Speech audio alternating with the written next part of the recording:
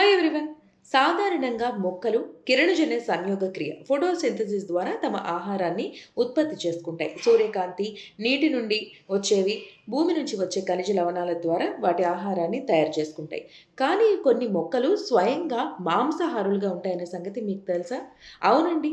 ఇవి తమ దగ్గరలో ఉన్న కీటకాలను ఆకర్షించటానికి చాలా తెలివిగా కూడా ప్రవర్తిస్తాయి. మంచి సువాసనని వెదజల్లటం, అదేవిధంగా వాటి ఆకులని, వాటికున్న తీగలని ఆకర్షణీయంగా ఉంచటం ద్వారా కీటకాలని ఆకర్షిస్తాయి. వన్స్ కీటకం వాటి మీద వాలగానే రకరకాలుగా అంటే కత్తెరలాగా విడిపోయి, లేదంటే ముడుచుకుపోవడం ద్వారా వాటిని లోపలికి తీసుకొని కొన్ని ఎంజైమ్స్‌ని ప్రొడ్యూస్ చేసి ఆ కీటకాన్ని జీర్ణం చేసుకుంటాయి. ఇలాంటి చాలా మొక్కలు ప్రకృతిలో ఉన్నాయి. వాటిని కొన్ని పిచర్ ప్లాంట్స్ గానివ్వండి, కోబ్రా లిల్లీ అని ఇలా ఎన్నో రకాల మొక్కలు వివిధ పద్ధతుల ద్వారా కీటకాల్ని ఆకర్షించి వాటిలో జీర్ణం చేసుకొని కొన్ని ఎంజైమ్స్‌ని రిలీజ్ చేసి వాటిని కరిగించుకుంటాయి.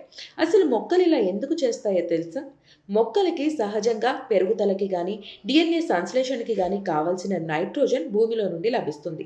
భూమిలో ఎప్పుడైతే ఆ నైట్రోజన్ లభించదో, లేదా ఆ మొక్క పెరుగుతున్న మట్టిలో ఆ నైట్రోజన్ ఎప్పుడైతే లభించదో, అవి దాన్ని చుట్టుపక్కల ఉండే కీటకాల ద్వారా తీసుకుంటాయన్నమాట. ఎందుకంటే ఆ మొక్క పెరుగుదలకి ఖచ్చితంగా అది కావాలి కాబట్టి, ఆ కీటకాన్ని లోపలికి తీసుకొని దగ్గర దగ్గర ఒక వారం నుంచి ఒక 12 డేస్ మధ్యలో ఆ కీటకం దాంట్లో జీర్ణమైపోద్ది. దాన్ని ఆ జీర్ణమైపోయిన కీటకం నుంచి వచ్చిన నైట్రోజన్ గానివ్వండి, దానికి కావాల్సిన ఖనిజ లవణాన్ని కానివ్వండి, దాంట్లోంచి తీసుకొని అప్పుడు ఆ మొక్క ఎదుగుతుంది. సో, ప్రకృతిలో ఎన్ని వైవిధ్యాలున్నాయో, భూమి సారాన్ని బట్టి, నేల గుణాన్ని బట్టి మొక్కలు ఏ విధంగా ప్రవర్తిస్తాయో అనేది ఇది ఒక మంచి ఉదాహరణ.